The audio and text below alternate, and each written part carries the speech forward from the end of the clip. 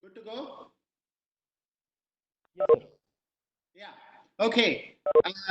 Good evening, everybody. And first of all, I want to thank every one of you on a Sunday evening to be able to spare your time for what I believe is going to be a very, very interesting session, a great learning session, not only for all of you who have tuned in today, but also for all of us who are participating in the call. I hope every one of you are safe and sound at home, following the COVID-19 safeguards and the practices that have been advocated. And I do hope everyone in your family are healthy and hearty at this point in time. Please continue to be safe.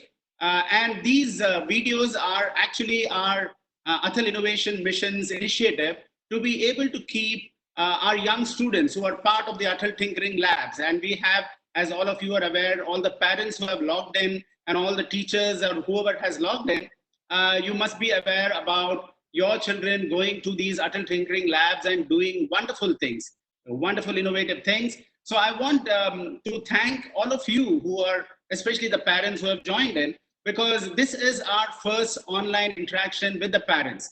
We have, of course, had the opportunity of interacting with you through our Atal Tinkering Labs at the schools, in many of the events that have been organized by the Atal Innovation Mission.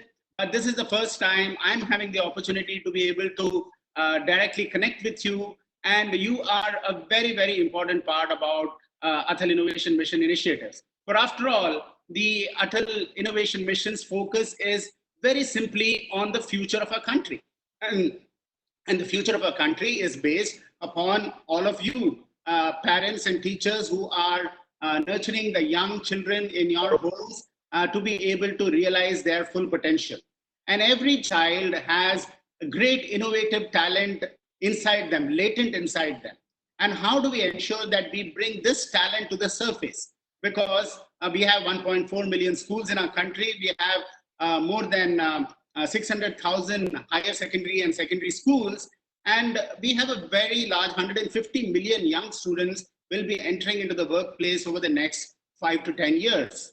Now, when you look at these numbers and you look at that the future of 1.3 billion people in our country is dependent on these 150 million young students who are entering into the workplace, it is very important for the country and all of us, not just the country, not just the government, but also the private sector, the various NGO organizations and everyone else to ensure that these 150 million young students will be able to realize their full potential in a country and thereby take the country forward and take the nation forward and take the world forward.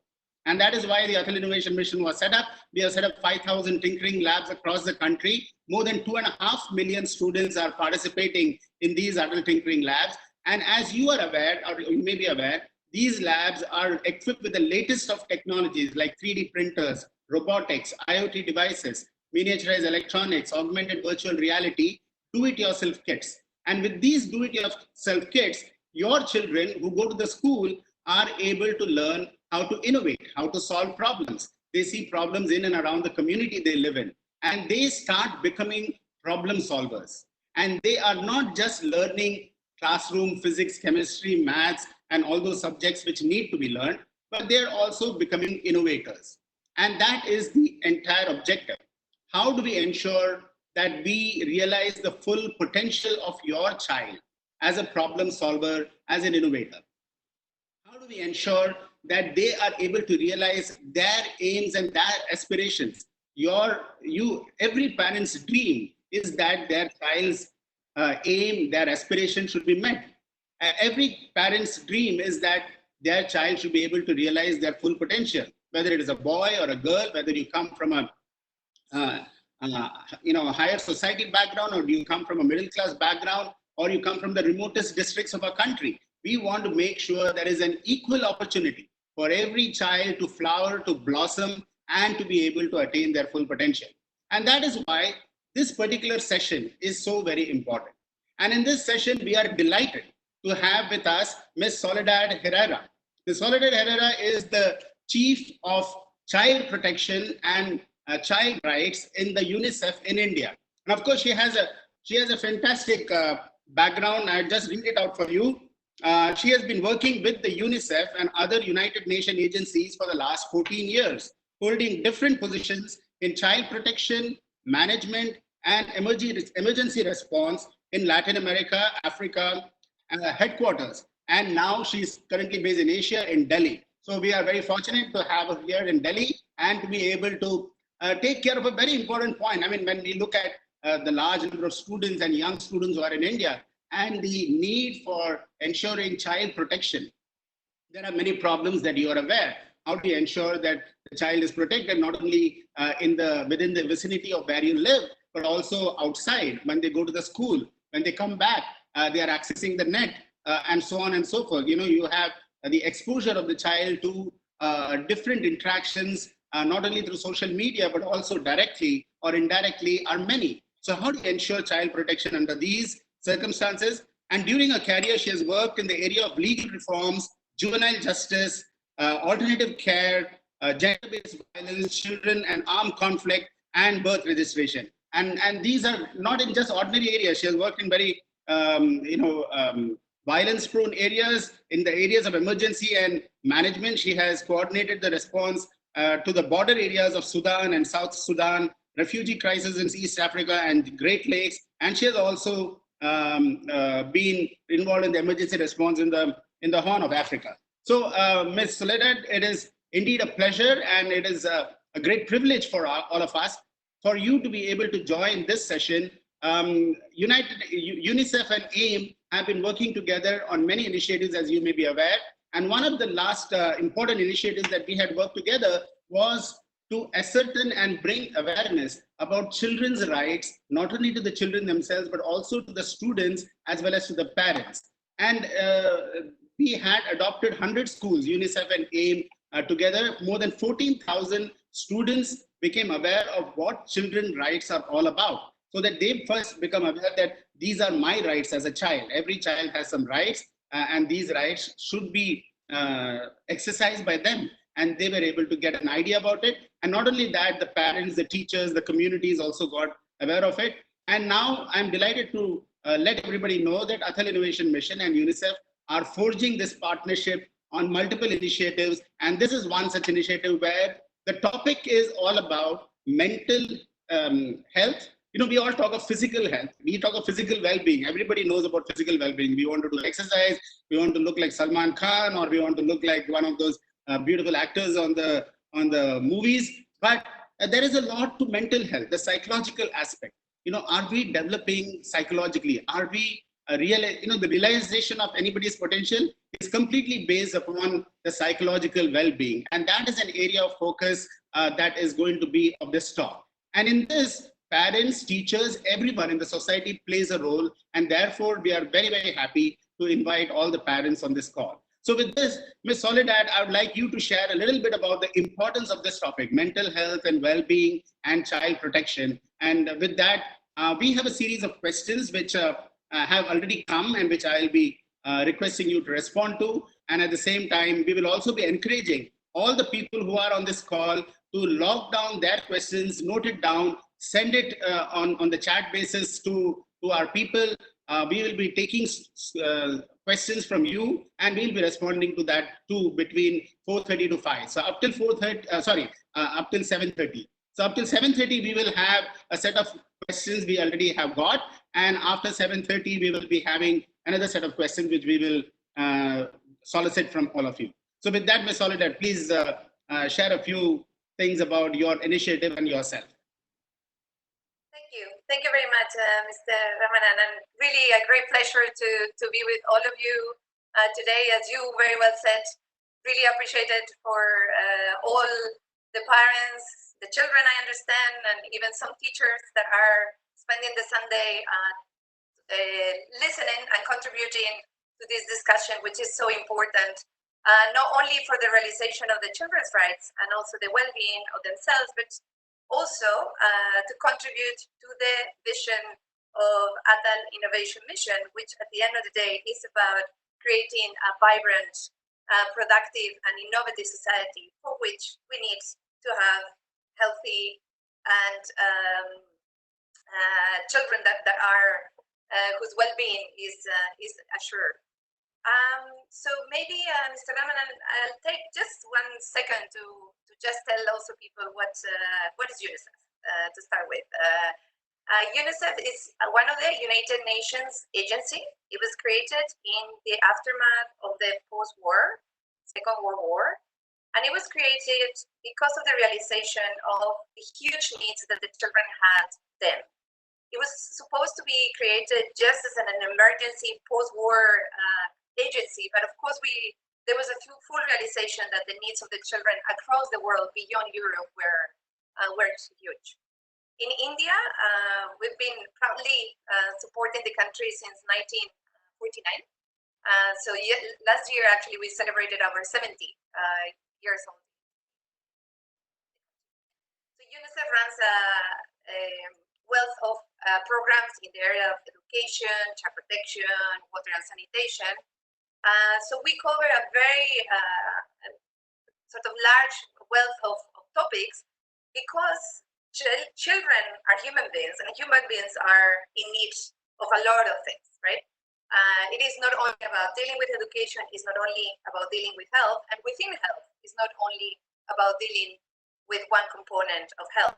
It is also about protecting the children, preventing them from violence, abuse, exploitation, and taking care also of the most vulnerable, right? Which is at the core of UNICEF mandate, which is dealing with children living in the streets, is the children migrants, is those children whose parents are not there anymore and they don't have parental care, etc.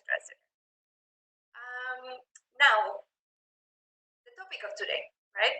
You were just mentioning what is mental health and why it is important.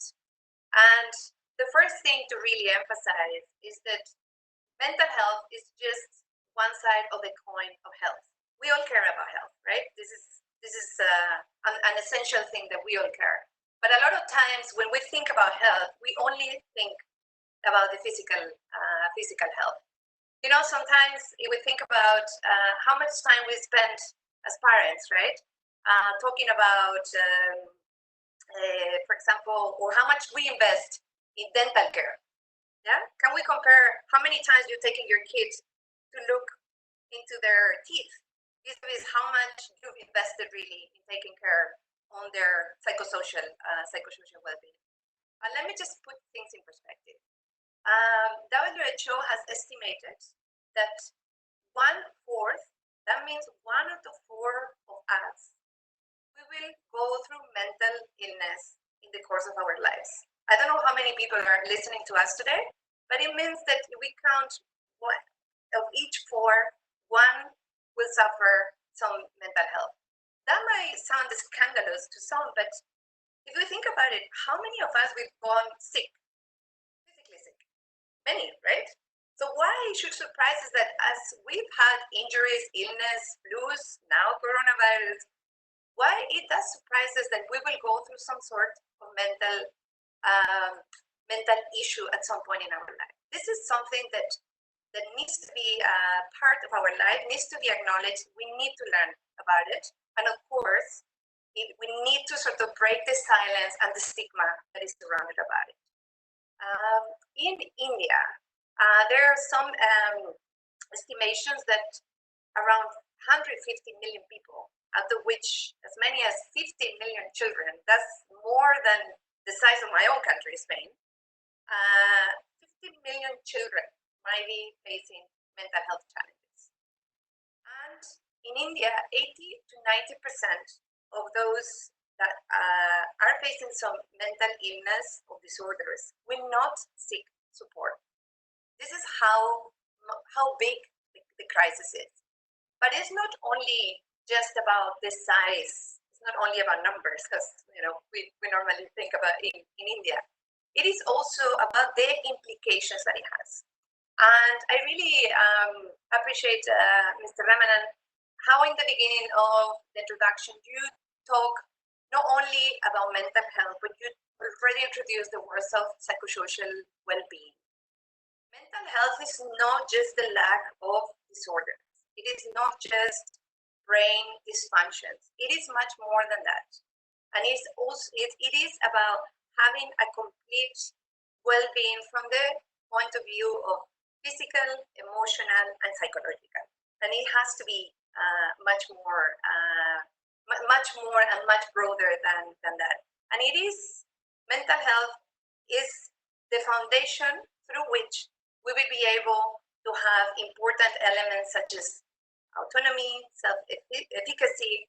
We will be able to develop relationships. We know that we are social animals, right?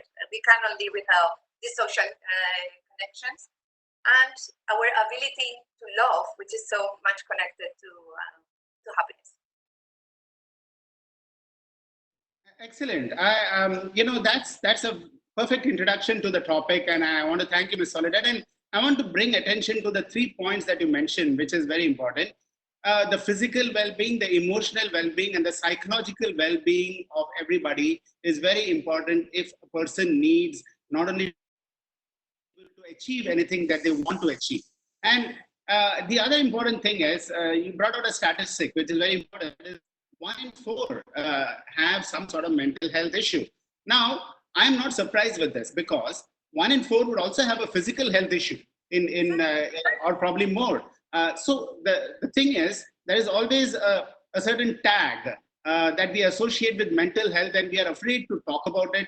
We are afraid to discuss about it, thinking that it is something that is to be worried about. But actually, it's nothing to be worried about. It has to be addressed. It has to be looked into, because your child, or any one of us for that matter, including me, we need to be aware, and we need encouragement in our life. We need interactions. We need social interactions. We need people to be able to recognize what we are going through, what our aspirations are, what our likes are. And if we are not able to get that, should not, society should be able to understand us and be able to offer us those opportunities so that we are able to grow. Now, in one of the things that we are is exactly this. You see, to our school systems today, they focus on rote learning, and not, understandably, you need to get good marks in schools. You have to get good marks in maths, physics, chemistry, biology, and so on. But the race has become just to get good marks. And therefore, when you're grading people, you're always grading them between, if there is a class of 50, you're grading between 1 to 50. But the student who is between 30 to 40 or 40 to 50, they are also very talented. It is not that they are not able to, they don't have some inner talent, but somehow they feel neglected, saying that, oh, we are not achievers. Only the persons who are coming in the top 10 or the top 20 are the achievers. And we wanted to break this myth, because every child has something unique in them, and that uniqueness should get expressed. And through the tinkering labs, what we found, interestingly, was that most of the students who are not so good in getting marks, suddenly they are doing extraordinarily well in innovating. They are becoming good problem solvers. Some of them are artistic in nature. Some of them are having mechanical, electronics and mechanical bent of mind. Some of them are designers. Some of them are very good communicators. They are able to immediately put together a presentation and communication and so on.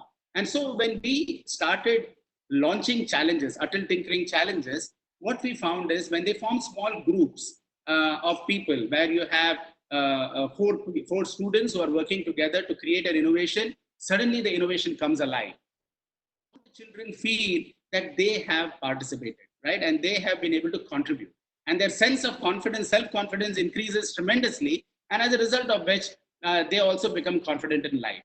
Now, this feeling of anxiety in a child, that's a very important part. So how does your program help children? What are your thoughts on this feeling of anxiety which comes either in a parent or in a child, that I am not as good as the others, and therefore you become a little vulnerable to a whole lot of societal interactions. You become shy, you become diffident, you're not willing to express your capabilities, and this stays on in life. So the parent has a very important role to being able to understand the child's psychology. So what do you feel about, how do you address anxiety and the parent's role in the same? Thank you. One thing that is so important about what you just said is that there is such an obsession, right, among the parents.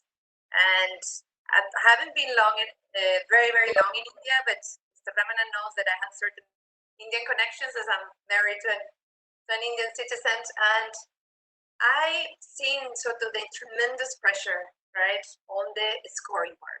It is not just in India, by the way. It happens across. And there is this obsession of just, going through the scores as a measure of success in life. And it is very important, not just from the perspective of the well-being, but it's also, if you're just focusing on success, there's plenty of evidence that tells you that scoring is not going to tell you how successful, even in the metrics of what we consider in this society of today, success. The emotional intelligence, which is so grounded in the mental health and well-being, is going to be a much more likely matrix that is going to sort of determine success than many other factors. But let me also bring at the core center the issue of anxiety, right? And one thing to realize, which is quite interesting, is that anxiety is a response to stress. And what is stress? Stress is a reaction of a mismatch between the demands that you have in your plate and your tools to deal with them. So it's a normal mechanism when there is an excess between your demands and your capabilities, right? And anxiety is also produced, by the way, by some of the most ancient tools that as human beings we have to survive, which is the famous flee or fight. So anxiety, and we've all gone through anxiety, by the way, because it's a survival mechanism that we all have. It will be a lie, anyone that tells you that has not gone through anxiety. If that is the case, this is actually something wrong within us. So that mechanism is a normal mechanism that we need to handle. We need to learn to manage. Anxiety will not disappear. We just need to live with it and cope with it. So this is the first important thing, and how much of ignorance many times there is around some of these issues that we all go through. I mean, who hasn't had a sleepless night because of anxiety? We all know the symptoms. We've had the palms of our hands sweating. We've felt the heartbeat, when the teacher gives us an assignment that we cannot deal with, when the boss sends us an email that we say like, oh my God, this is impossible, the deadline is too tight.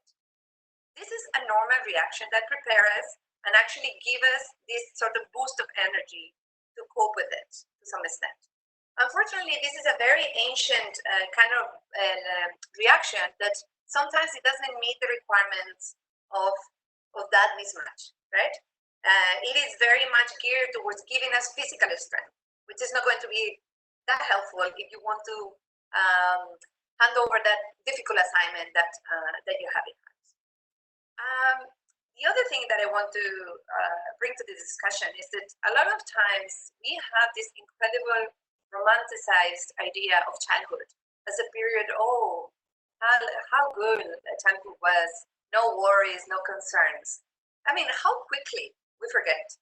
Childhood is an extraordinarily stressful period. We are not equipped with many of the tools of self-regulation experience, right? I mean, childhood by definition is lack of experience. So we need to deal with so many situations for the first time. First time that we are left alone. First time that we are coping with darkness. First time, I mean, who hasn't get lost in a supermarket and start looking around for our parents? We've all lived through those situations. So children have to deal with a lot of anxiety, and it's so important that we give them some tools and some tips to deal with it.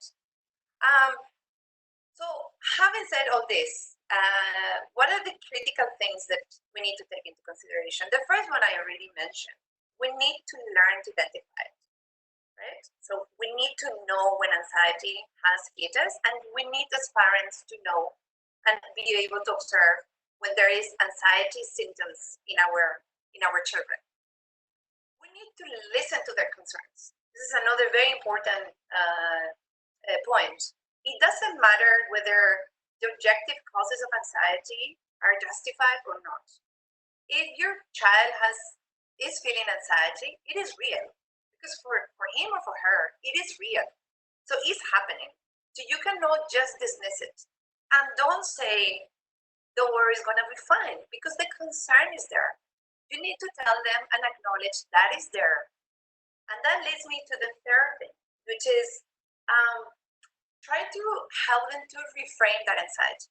Try to see what is behind that anxiety. Don't just dismiss it. Don't just try to bring a solution straight away. Work with your child to bring the solution. And ideally, it should come from her or from him. Yeah. So, for example,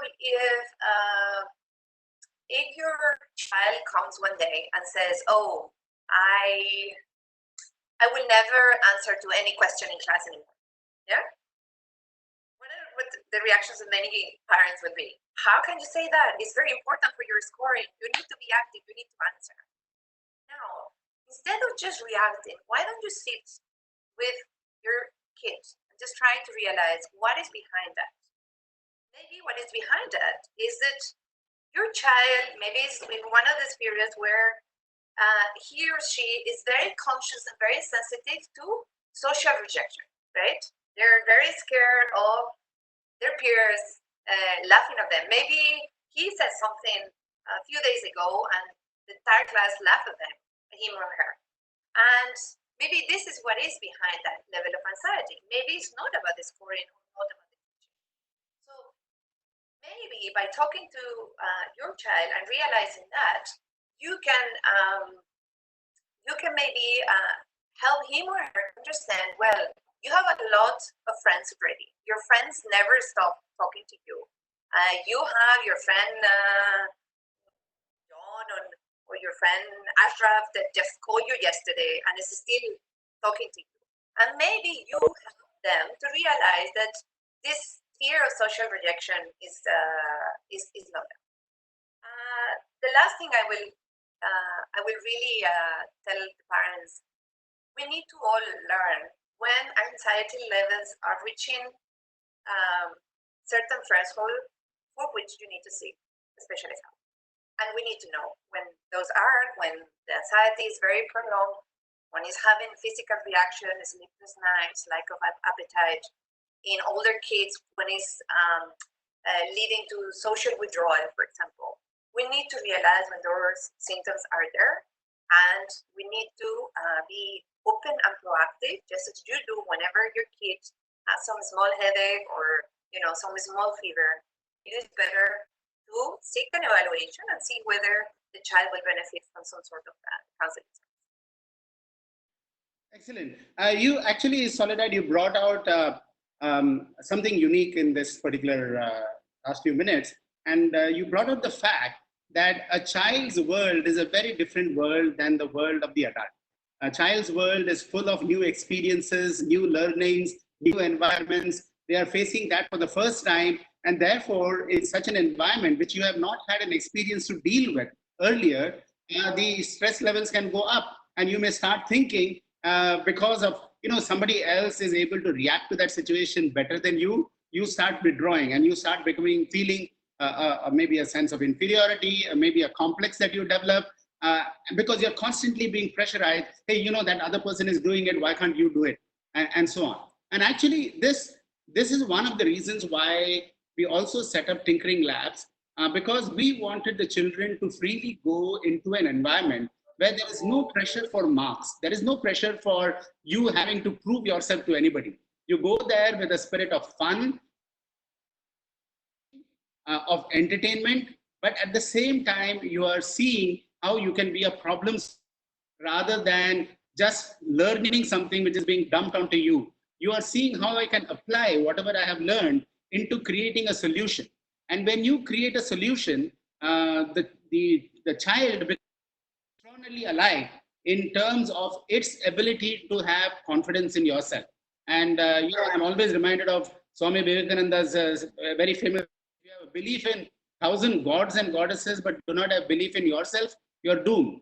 But what we want is the child to have belief in themselves, and when they are able to flower and blossom very beautifully. The other point that you mentioned is, which is also very important, is that we often think seeking help when the child is withdrawing or is unable to come out of a cocoon that it has wrapped around itself.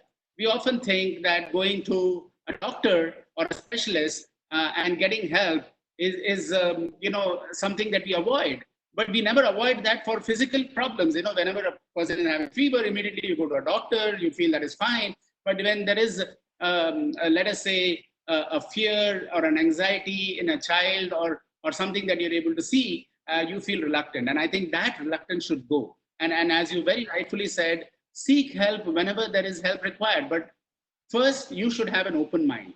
The second important thing that I felt was that many of the parents don't know what is happening. I mean, this COVID-19 has enabled all the parents to interact with the children very closely because you're all together, right?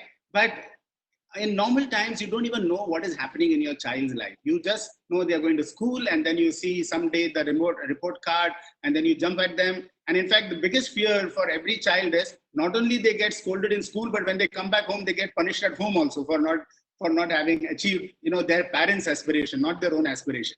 So it is very important to have this knowledge about what is going on in the child's life. And I actually would very much urge, especially this tinkering labs, if they see the child innovating, suddenly the parent themselves may realize, oh, we didn't know this talent was in my own son or daughter, and they have to be encouraged. For example, 70% of our tinkering labs have girl students, are in girls' schools or in co-ed schools.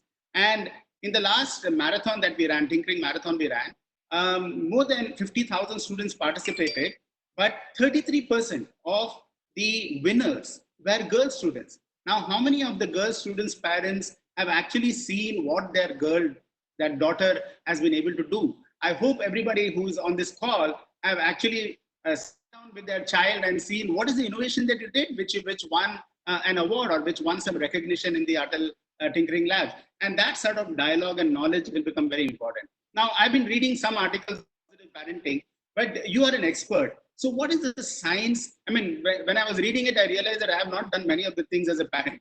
So fortunately, my children are not blaming me for it, or they may blame me sometime. But I wanted to know, what is the science behind this positive parenting, and how does it, what are the methodologies that it envisages, and throw some light on that. Yeah. Okay. Sure. With pleasure. Mr. Ramanan, I was just thinking on your question.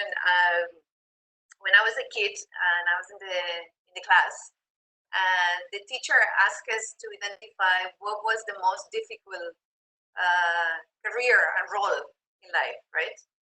And my father is an engineer, and the weekend before, we went through some bridge that he has built, and I remember he showed me that I helped to build this bridge, and he told me I did the most difficult part. And because I saw that it was actually a tunnel more than a bridge, I thought, well, surely he put this stone that bridges the arc, because that has to be the most difficult thing in life. Well, I mean, a few decades down the line, my realization is that actually the most difficult role in this life is to be a father or a mother, right? It's about parenting. Now, I understand that there are some teachers here in today's session, and I'm sure they went through a lot of learning, a lot of career, a lot of refreshment trainings. UNICEF is involved in a lot of the work to build the capacity of the education systems around the world. Now, how many parents have had sort of learning and support to be able to deliver as parents? Very, very few. And this is the most difficult job in the world. Now, when we talk about positive parenting, I mean, the scientific definition is about building a nurturing, caring relationship that will help you and your child to connect, will help you to realize that leading role, that guiding role, at the same time will help your child to develop these social connections, this emotional regulation that we talked about. So it's a huge portfolio. One thing, since you talk about sort of evidence and science, and one thing that not many people know is the incredible window and the incredible implications that the first, what we call the first 1,000 days of life of a child, the implications that it will have in the overall development of that person. So we talk about early stimulation, and so it is not just for the sake of making the baby, active and so on. It is so incredibly important. In the first 2 to 3 years of life of a child, the brain will be developed up to an 80%. So how much you're able to stimulate that baby from the very beginning of their life is absolutely essential. It is about stimulation. We talk about 3 things in the early childhood. It's about eating, yeah, because the nutrients that you give to the child is going to be absolutely critical, and that, by the way, goes beyond, right? So we are talking today and focusing on the mental health dimension of positive parenting, but let's not forget about some other elements of course, providing basic services, and also the role of the nutrition. So in the first 2 to 3 years of life is very important. Eating, playing, and as I said, not just because it's cute, because it's fun, but it will define the brain of the child, and it's about loving. The emotional evolution of the child will be highly dependent of the love and the care, the confidence that the children receive in their life. So I'll tell you just a few of my favorite parenting tips of the plenty of them that there are. The first one is to be playful, and I just mentioned. Be playful is, first of all, your child. We know that children are meant to be playful, and it is not only a very good way to connect with your child, it also stimulates them. And since I'm talking today with the Tinker and Labs community, how important that is to generate the innovation sort of brain side of us. Another very important tip is don't try to control, but rather channel their energy. Yeah, we need to find venues for these children to channel their energy. You will never suppress it, and if you suppress it, you're probably creating bottlenecks that it will later on damage in their life. Basic parenting tip as well: give them time. Nothing will compensate for giving them time and hearing them out. And hearing them out is not just going through the checklist, right? It's genuinely try to see what the person is about. Mr. Ramanan, before you were saying such an important thing,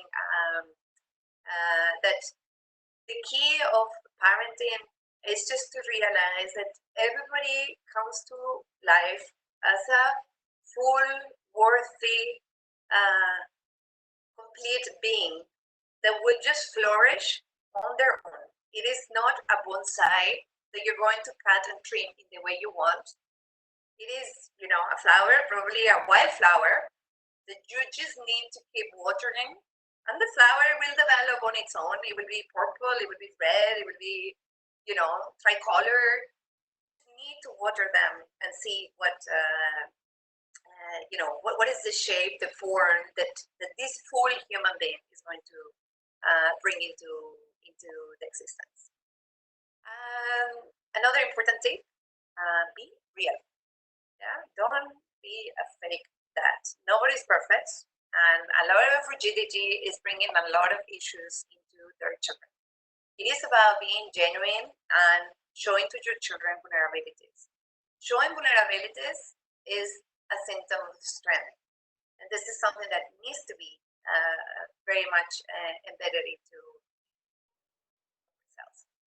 And then just a very basic but crucial one. Children will do what they see, not what they're told.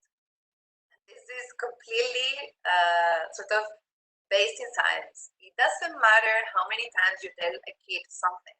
If you are not modeling that thing that you're saying, it won't happen. The kids will replicate, for example, coping mechanisms when you are stressed, when you are angry, that will further be replicated by them. You want to make a favor to your child, be a role model. Wow, that's a lot of information packed.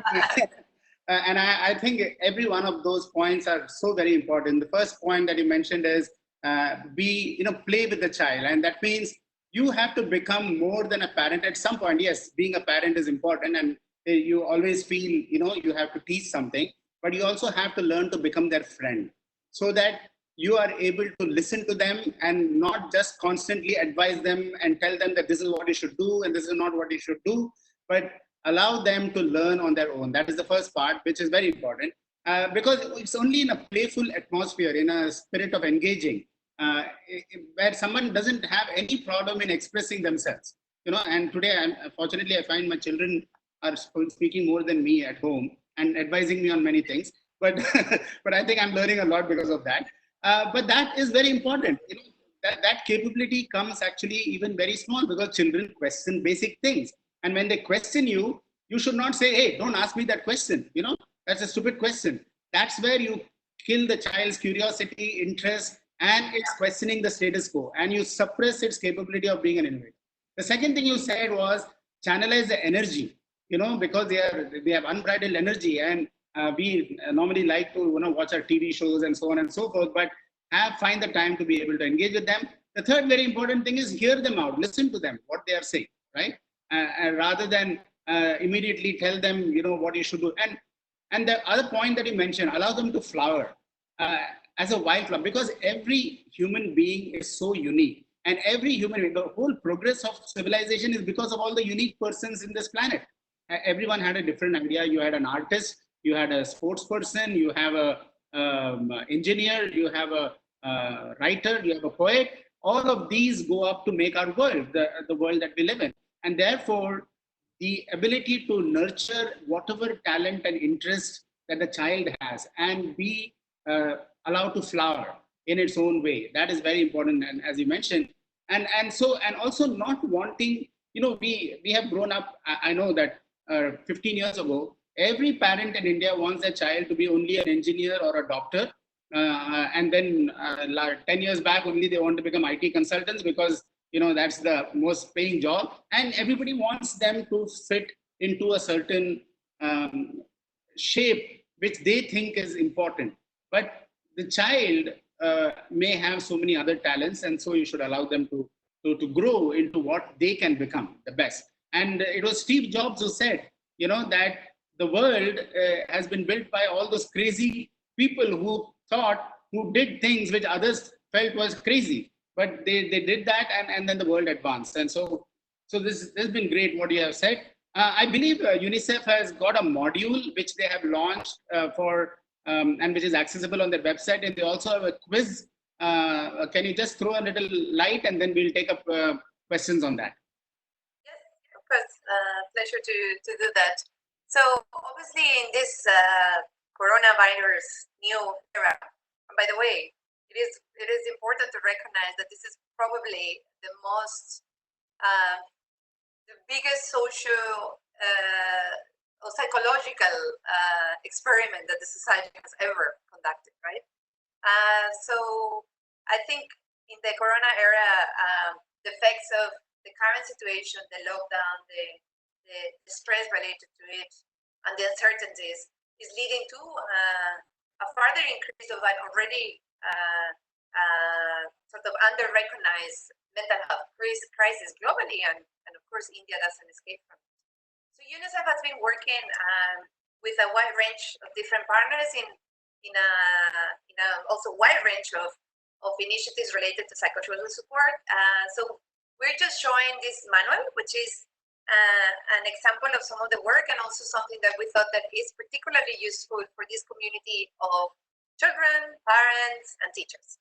So we developed this this manual together with Childline, which I'm sure you all know very well, and is doing an incredible job sort of providing services and listening to the millions of calls of children in distress. And also I need to acknowledge the NGO Prostahan that also helped us to develop this model. So being conscious of the time, I'll just tell you super quickly, it is what we call an activity-based manual. So it is a manual for parents and caregivers to deal with the psychosocial support that children need in a context like the current one, where COVID has hit us all and has changed our life probably forever. So maybe as I talk, it is possible for the team, they can scroll it just for whoever is watching to have a little bit of a glance of how the manual looks like. But basically, there is some content, just some useful tips on how the children and the parents can deal with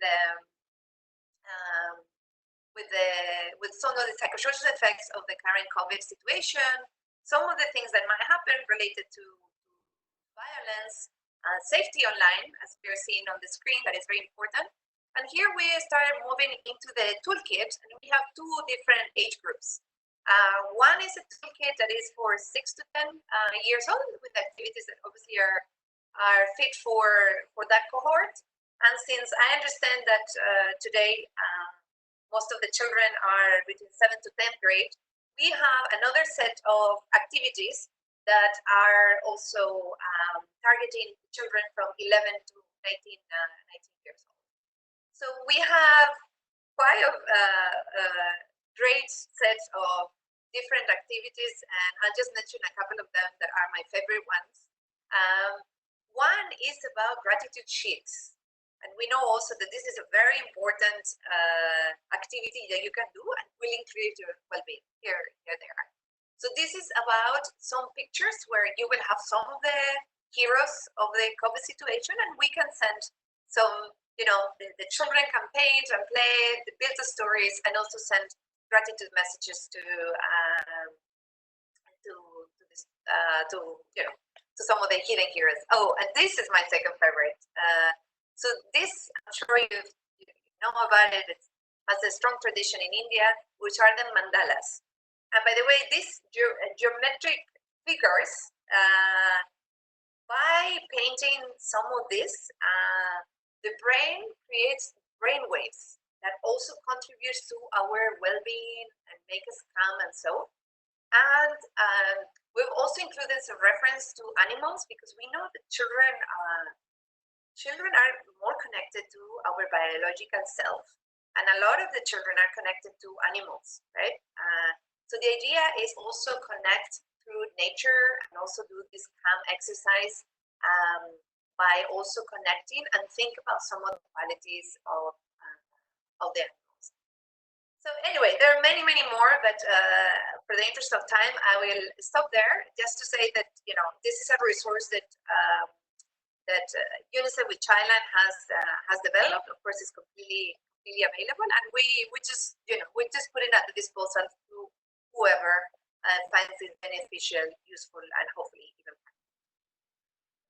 That's wonderful. In fact, I was going through that and the presentation, and it looks really delightful, fun to participate in, and I hope all the parents engage along with their children in using this toolkit. I'm sure these toolkits are going to create not only an element of fun, but also it will create some bonding together and being able to be very creative in answering. And as you said, we need to connect with nature. We are automatically connected to all the living beings in our planet. And so this also helps you to surface some of those connections back. I do believe that it is very important for parents to explore all of these toolkits and study them, because when you analyze them and you study them, your children also feel encouraged to do that. And I believe there are some very interesting quizzes at the end of it, which they can participate in, and we'll be looking to responses. At Atal Tinkering Lab, we have launched a number of Tinker from Home modules for all the children, so that they can learn about artificial intelligence, which is going to play a very big role in the future of our world. They can learn about game development, how they can create their own game, because they all play games, but isn't it much greater fun to create your own game? And then we also launched 3D design. Every 3D printers are becoming very common everywhere. So we have launched 3D design toolkits called CollabCAD. So all of these are available for all the students, as well as with the parents. They can join together and have a lot of learning and fun. At the same time, learn very important things. So I'll now throw it open to questions from the audience. Ronak, I'm sure by now you may have received quite a few questions. So can you just share with us? Sure, sir. So the first question is from Mr. Mahadev. He's a parent, and he would like to know that how can we as parents improve the mental health of their children, and at these particular times, how can a parent improve their child's concentration capacity, so that they can also the children can also have higher level of concentration and perform well in the academics. Yeah. So I think first of all, I'll respond, and then I'll ask Soledad to respond. Um, I think much of this talk actually shared quite a few tips on how do you ensure that your children, what role the parent can play in the evolution of the child. And my main thing is, the word parent itself, everything is there in that word. From my point of view, the P is standing for how do you help the child realize the full potential. So the P stands for the potential of the child, and how do you ensure that the child can realize the full potential. A is the aspiration. Every child aspires for something. Are you able to find it out, and are you able to help the child nurture and grow that aspiration? The R stands for taking all the realizing their potential, taking all the steps to realize their potential. Are you their friend, or are you just telling them to shape themselves in one particular way that you are thinking about? Give them the opportunity to shape themselves. Provide the water, provide the nutrients, allow them to grow into their full potential. The E stands for exploration. You have to jointly explore. You have to. It is not just telling them what you have to do. There is an exploration part that you have to jointly do that. The N stands for nurture. Nurture the talent. If you find that they are interested in art, nurture it. Don't say that, oh, you have to concentrate on maths or you concentrate on physics. Nurture their art and nurture them in the areas that you find them having an automatic interest. And T is finally, today you have technology and you have tools which can help you, both the parent as well as the child, on their journey. So see how you can do that. That is very important. So I think a combination of all of that is what you need to do as a parent, to be able to help them to focus on things that they can, help them where they can't, and help them to still realize their potential. So with that, Soledad, you may add, from the question mental health point of view, what all we can do. Sure. Thank you, Mr. Ramanan. I think you gave a very good overview, and a lot of the tips and elements that we've brought into the discussion, I think will or have already sort of given part of the answer. So maybe I'll just add a couple of them more related to the concentration part, to the second part. First of all, try to see what is preoccupying the child that is making him or her losing concentration. So a lot of times, again, everything has underlying causes, and we cannot do the quick fix. Human beings, we are very complicated. So only if you equip yourself and learn a little bit about mental health, as we are doing today, and also spend a little bit of time. And we know very well, children, adults, we don't open up necessarily in one go. We need to spend a little bit of time. So we need to see what is preoccupying the minds of children. Second, we know we live in the social media, online media, over media exposure era. And this is a malady, right? Is clearly leading to mental unwellness, to say the least. So this is something that we need to tackle.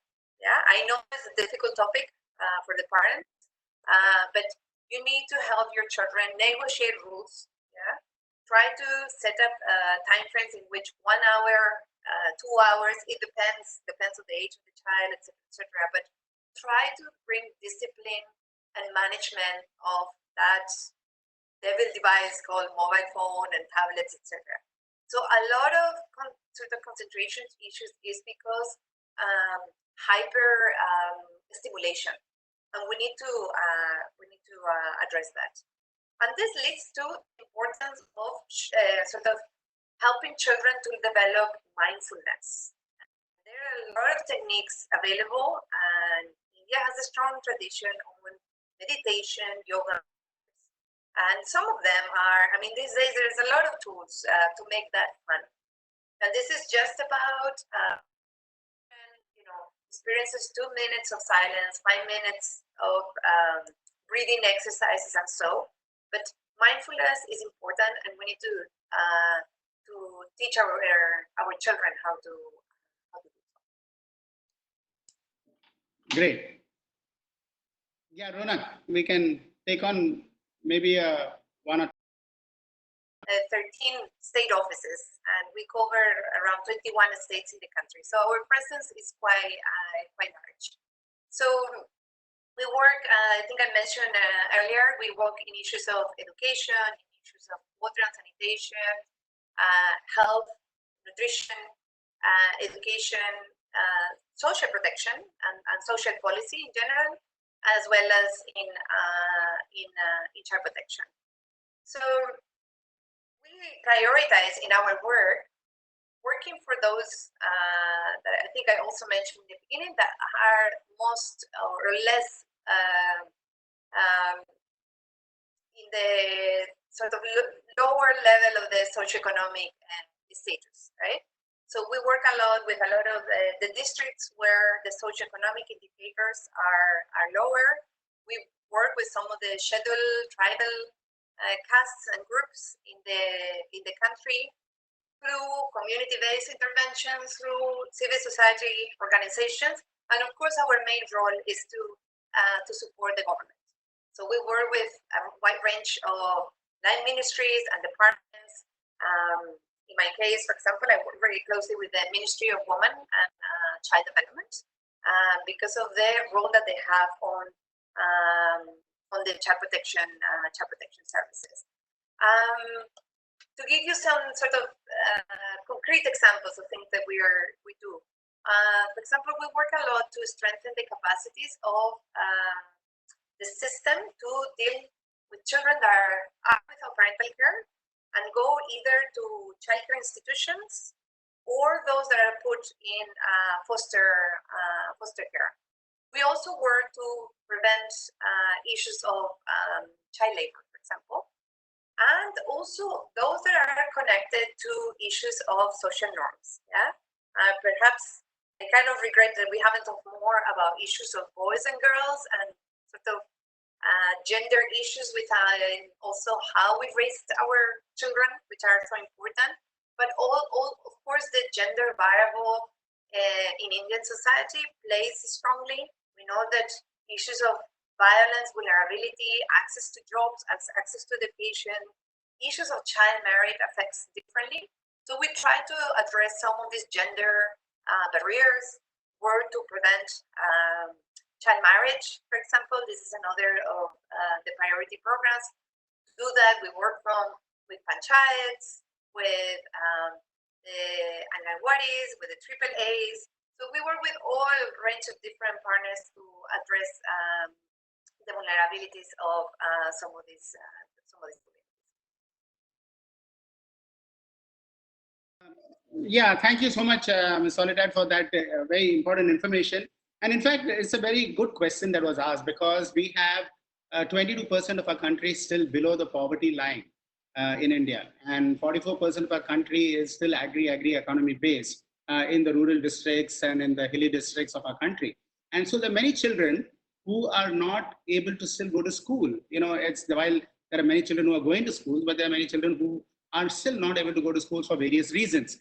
And we actually have what is known as a ATL Community Day every year, which is celebrated on the birthday of Dr. Babasaheb Ambedkar, where we actually invite students from the community, not just the students who are going to schools, but students who are not going to the formal education, and many of the children who are, for example, in foster homes or in special care homes, and who have been neglected for whatever reason. So we give them an opportunity to come and visit and do jointly innovations and learn about technology and so on. So I think these sort of initiatives are very important, and all the others that you mentioned, how do we ensure that children who are deprived, and child protection, all of these facilities which UNICEF is doing is fantastic.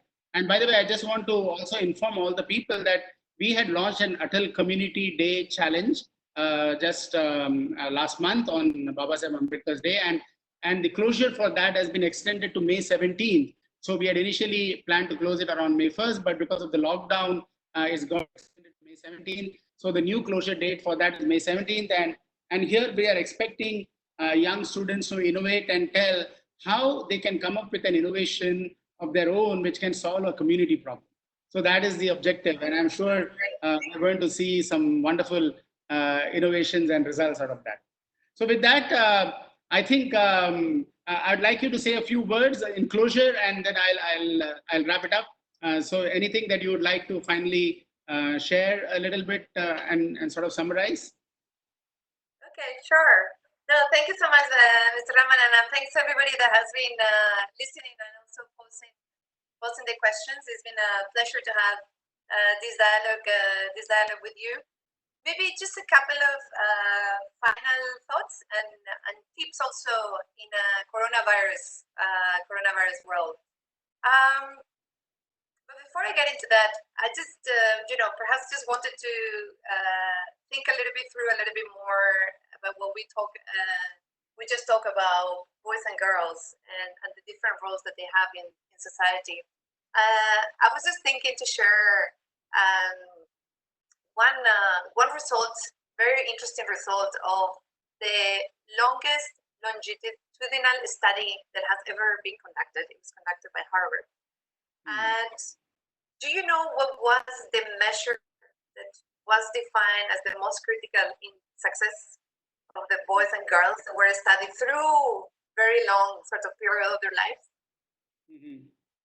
It was about doing the chores, yeah, if I'm pronouncing the correct word.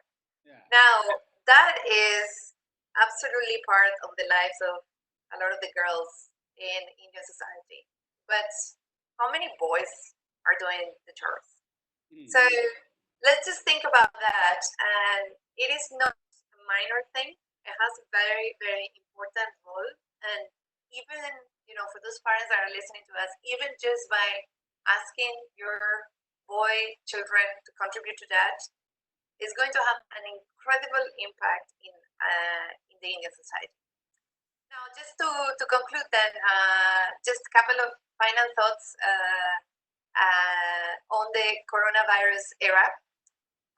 I'll leave just with a couple of final tips and thoughts.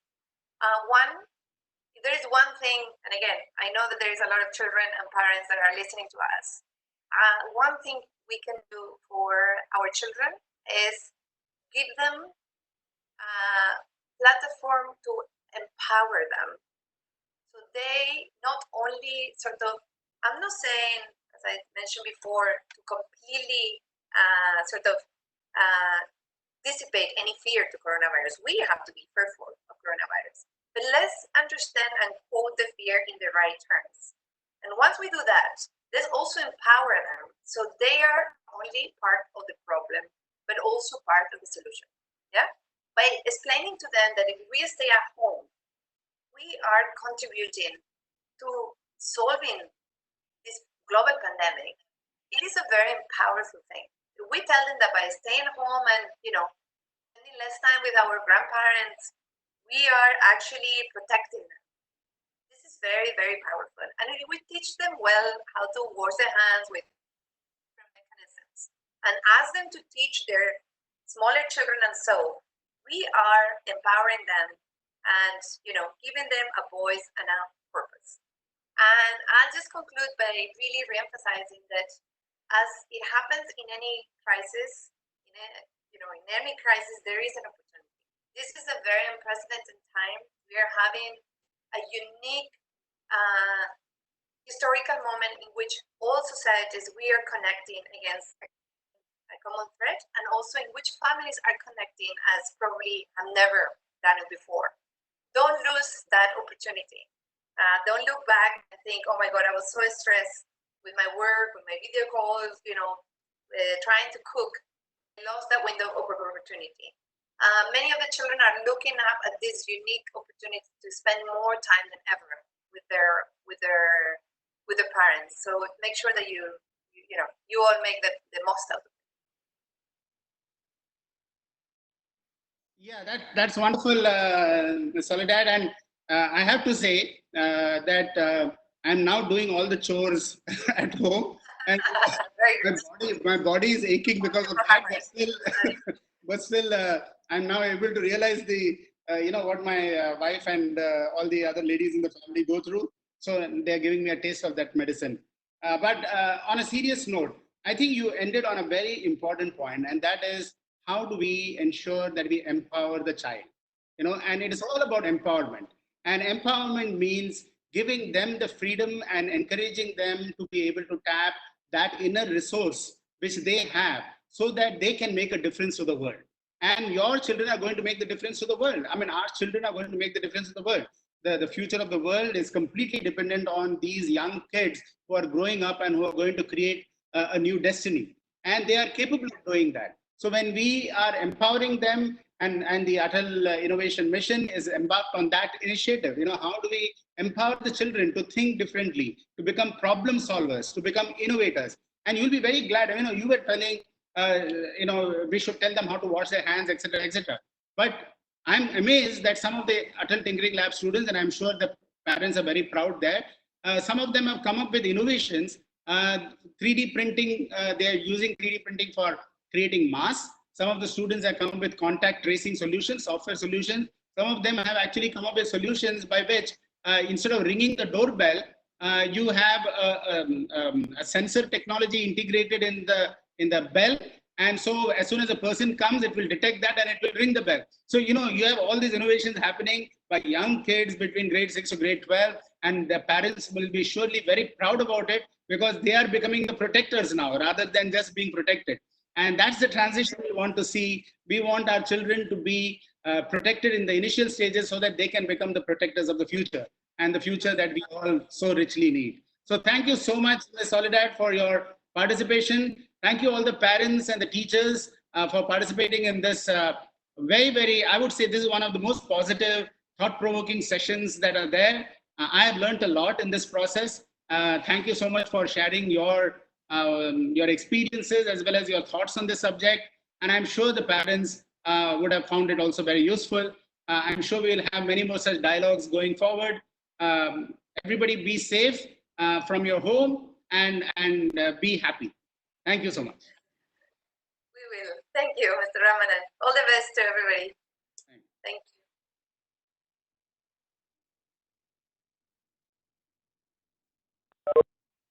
you.